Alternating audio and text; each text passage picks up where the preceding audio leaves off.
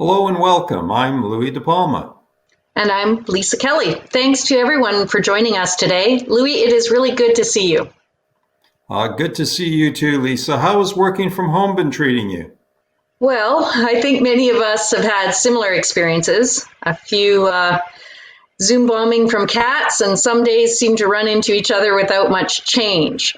But I'm delighted about what we have going on today because we're talking about something that I personally am passionate about, accessibility in business. Well, that's right, Lisa. This is something that we both feel really strongly about. But I do want to comment on this work from home.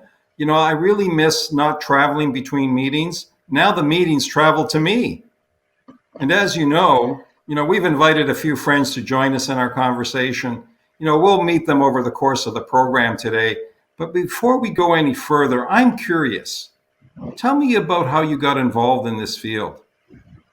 Well, as a person with lived experience of disability, I guess that would be the place where I started. But I've also been an employment counselor, helping people with disabilities to reintegrate back into the workforce, and most recently working with employers to help them become more inclusive of people with disability.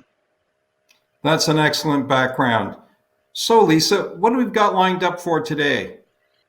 Well, as you know, Louis, we have some experts lined up to dig into our topics. We're going to be discussing modernizing employment services, providing funding, enhancing employment opportunities, and how owners can invest in their businesses to become more accessible. All of these topics within the context of increasing participation in the economy for people with disabilities. Well, as we've said, Lisa, we've invited some fantastic individuals to join us in the conversation. First up, Lisa, I understand you had a conversation with Dean Delpeache. I know you enjoyed that. I really did, Louis. I've actually been working with Dean for about the last year on a number of projects. He has a great experience and a really valuable perspective when it comes to hiring individuals for business. Maybe you could tell our audience a little bit more about Dean. Well, thanks, Lisa. As you know, Dean is a diversity and inclusion strategist. He spent more than a decade focused on innovation, talent management, and creating frameworks of equity for organization. He's a professor of diversity in the workplace at George Brown College, as well as a senior manager of talent and acquisition and diversity at Fix Software. In addition, Dean helps other organizations design a strategic framework focused on diversity, inclusion, belonging, and equity. Earlier, he made some time to chat with Lisa. Let's listen in on that conversation. Hi, Dean. We're so grateful that you made time for us today. Hi, Lisa. It's a pleasure to be here. Oh, it's a pleasure to have you. Can you tell us a bit about your personal experience as a business leader with regard to hiring people with disabilities? Yeah, absolutely. It's quite interesting because what I've found, especially when it comes to recruitment, is you have two types of individuals, people that, number one, don't want to disclose their disability for whatever reason. And we don't really recognize that they may have a disability until they self-identify later on in the process. And then you have people that will request an accommodation. And so I've seen, people ask for interpreters. We've used translators during interviews. We've also had people use whiteboards because they asked for that specific accommodation due to their disability. And I'm, grateful to say that we've been able to accommodate in those situations. And I'm delighted to hear that. Has the current pandemic actually made it easier or more difficult, do you think, to hire people with disabilities? I think for us, because we have a culture that's already, I would say, in our DNA, wanting people from different dimensions of diversity. For us, I think we try to look beyond the fact that people might have a disability or who they may be, and we really, really are looking for their skills and their qualifications. And so I would just say it's business as usual, and in terms of how we roll. Maybe for other organizations, they may have had to adjust in other ways. But I think as long as it's really embedded in your culture, just hiring people based on their skills and qualifications, you'll make adjustments as necessary. Great. Do you think there have been any significant advancements in technology, say in the past 2 years, for people with disabilities in the workplace or when they're job searching? Yeah, I think When we look at technology advancements, we're looking at this new cool thing that's just kind of come out that could help someone with a disability. But I actually think what's happening is you're seeing more accessibility features, which are advancements in technology on different platforms. So if you look at like Zoom, you have closed captioning, even the chat function on Zoom, the fact that someone who might be deaf can communicate through chat. There is different messaging tools that people can use, such as like Slack or MS Teams, to communicate freely with their team members. In the office, one thing that I've seen as well is adjustable desks, right? Not getting a desk where it's one size fits all, but everybody has an adjustable desk. So these are just some things, but I think what's happening is people are realizing with our technology, we have to have accessibility features. And that's one of the things that I'm really, really seeing. Right. Are there mindset changes, do you think, that potential employers need to make in order to improve hiring practices for people with disabilities? Yeah, I really, really love this question because I think there must be what I call a complete organizational change when it comes to hiring people in any dimension of diversity, but especially for people with disabilities.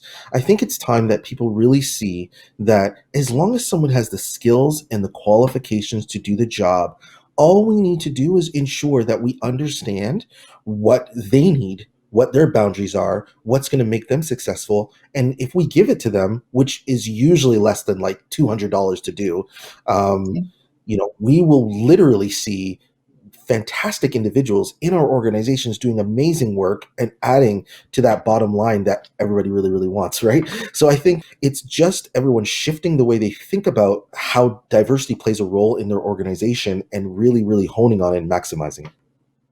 It is a pleasure speaking to you as always. Thank you very much. Lisa, thank you so much for your time. It was great. Wow, that was a great interview. In fact, Louis, that talk could have gone on much longer if we'd had the time. Dean has a lot of great insights and experience to share. What did you think about his comment about the future of customizing desks? Well, Lisa, anytime equipment can be personalized to help an individual reach their full potential, it's good not only for the individual, it's also good for business. That's so true. And Louis, next up, we have a virtual message from Ontario's Minister of Seniors and Accessibility, the Honourable Raymond Cho. Here's his statement now. Hello, I'm Raymond Cho, Ontario's Minister for Seniors and Accessibility. Our government believes that everyone who wants to work should have an opportunity to work. That is why Ontario has many ways to help people with disabilities prepare for and access employment. This also helps employers gain access to new workforce talent. Our support includes the Literacy and Basic Skills Program, offers skills training in American Sign Language to meet the needs of deaf people looking to work and those looking to hire. The Discover Ability Network, who help match potential employees with employers.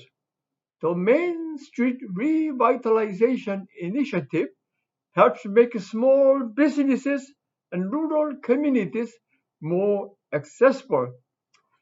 The Inclusive Community Grants Program, which helps municipalities support aging in the community, helping people with disabilities to participate in the labor force.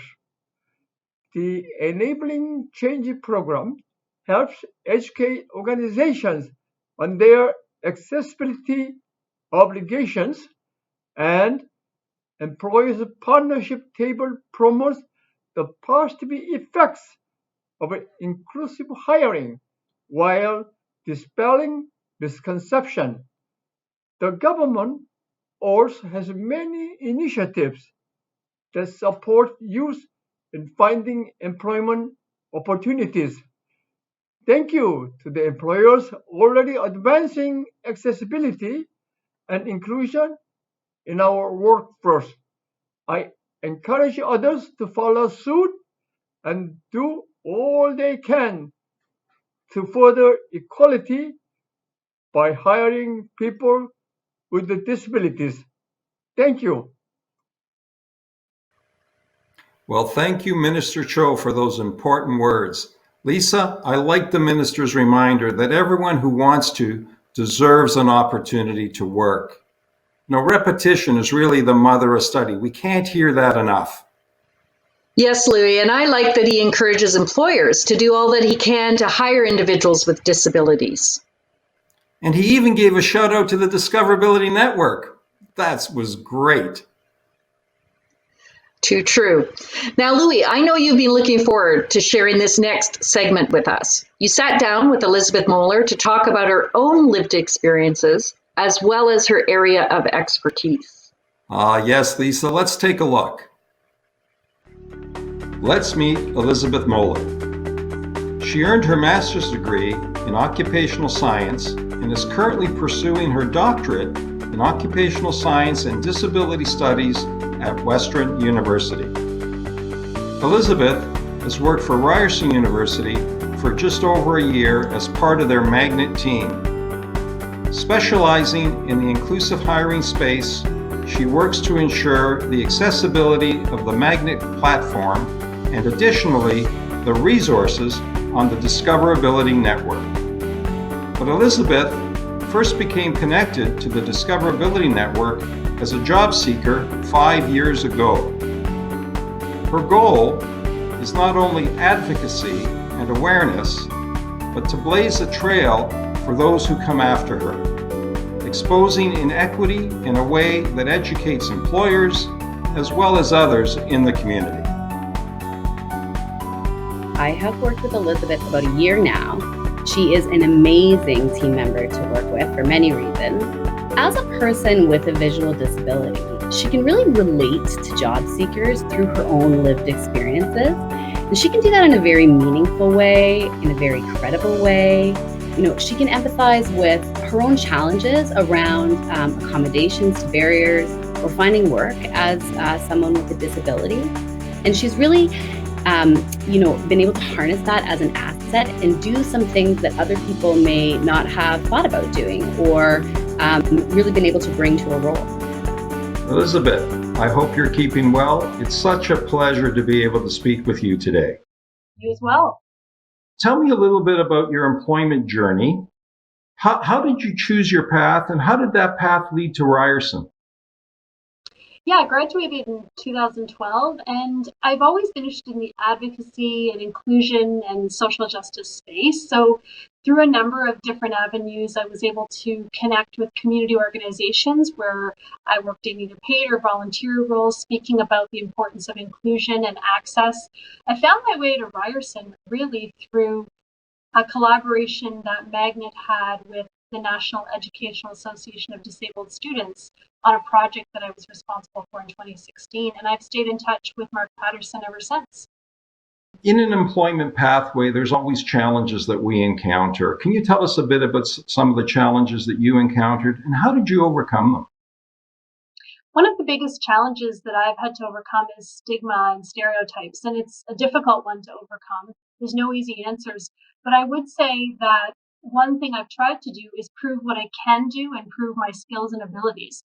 So whether that be online platforms where I'm showcasing the work I do or public speaking or being able to share my writing, I think those are ways, very concrete ways, that employers can see the skills you have and what you bring to the table, what your abilities are. You spoke a bit about the stereotypes, and as we both know, there's a lot of myths about hiring persons with disabilities. What do you think potential employers should know about hiring people with disabilities?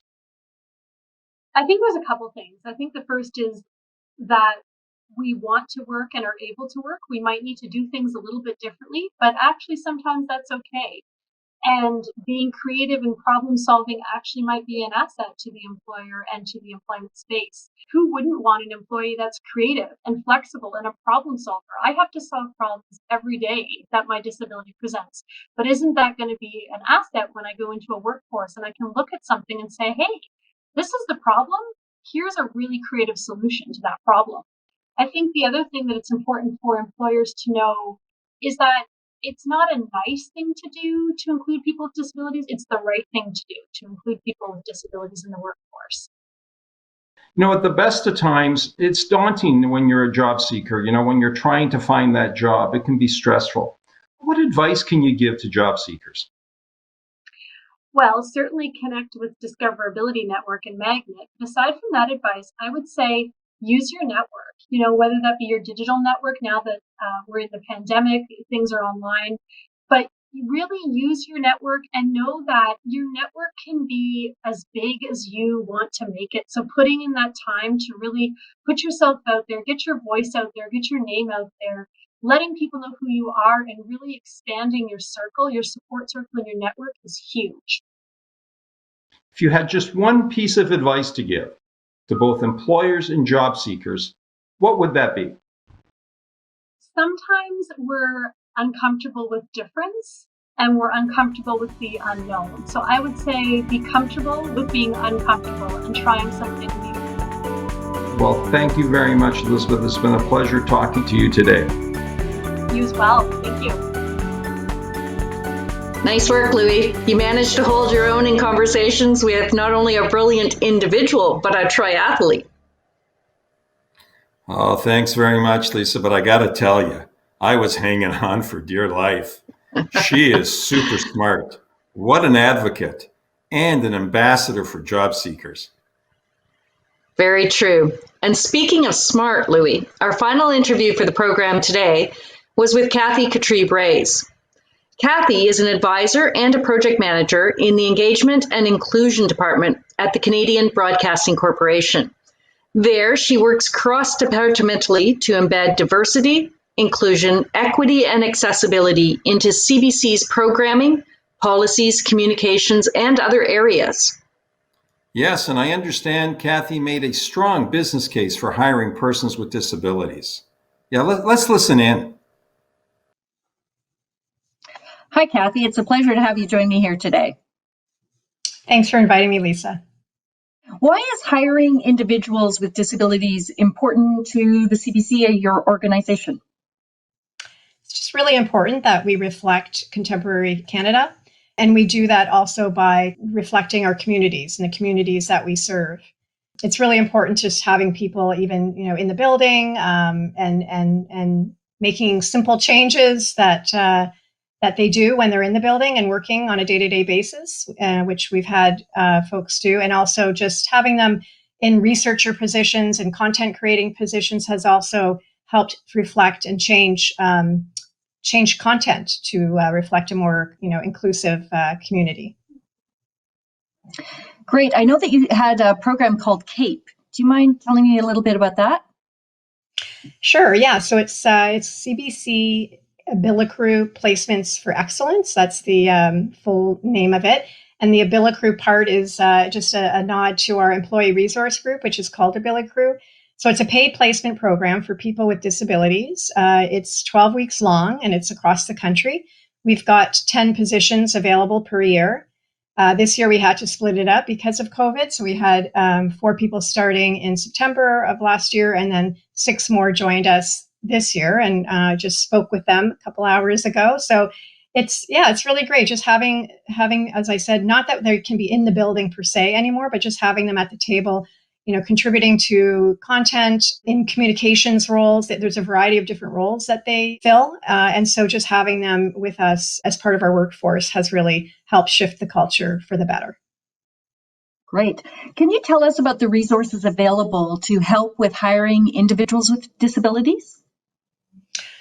Sure. So the resources that we have for the hiring managers, what we do is we have training before the CAPE cohort joins, just answering any questions, kind of breaking down any stigmas, and just how to be more inclusive as leaders, basically. We also have toolkits. I have a microsite that I provide with, frequently asked questions. This is our 4th year of doing it, or 4th cohort, basically. So we've also learned as we go. So we have postmortems. We talk to the new hiring managers about what worked, what didn't work. I work very closely with our talent acquisition department too, to just make sure that they're there from the beginning of the program too, and they help out our hiring managers being there for that part of it. We also have, as I mentioned earlier, the employee resource group called AbiliCrew, and that helps too. And we can talk to members of AbiliCrew, which I'm one of, and we just kind of bounce ideas off them, and they're there for support as well. Kathy, what would you say to an employer that doesn't see the value in recruiting or hiring people with disabilities? I would say that there would be a gap in their workforce for sure. We just have to make sure that we have a variety of different skills and abilities and backgrounds and experiences. I think every organization would benefit from that. Having a more diverse workforce, it's better for business. Also, I just think it's a lost opportunity. Thank you so much for your time, Kathy. You're welcome. It was great to be here. Nice job again, Lisa. You make it look so easy. Thank you, Louis. And I want to take a moment to thank all of our guests for being part of this program. Dean Delpeache, Minister Cho, Elizabeth Mohler, and Kathy Katrib-Rayes. You know, Louis, there have been a number of important messages we've talked about today. That's for sure. You know, one part of the conversation with Dean that stood out for me was when he challenged tech manufacturers and software developers to ensure their products are affordable and accessible as a priority over making changes to improve them. Such a great point. And Elizabeth encouraged job seekers to expand their network, get their name out there, and have their voice heard. Yeah, and Minister Cho thanked employers already working to advance accessibility and inclusion in our workforce and encouraged other business leaders to follow suit. And finally, Kathy shared that in addition to customized training, one of the ways to enhance the onboarding process can be to leverage internal employee resource groups to exchange ideas with hiring managers. Louis, this has been great. I'm so glad we could host this event together. Me too, Lisa. I really enjoyed the session. I hope the program inspires individuals to get and stay engaged and to continue to support the creation of accessible and inclusive workplace environments. Thank you all for watching. Let's make accessibility in Ontario's economy work for everyone.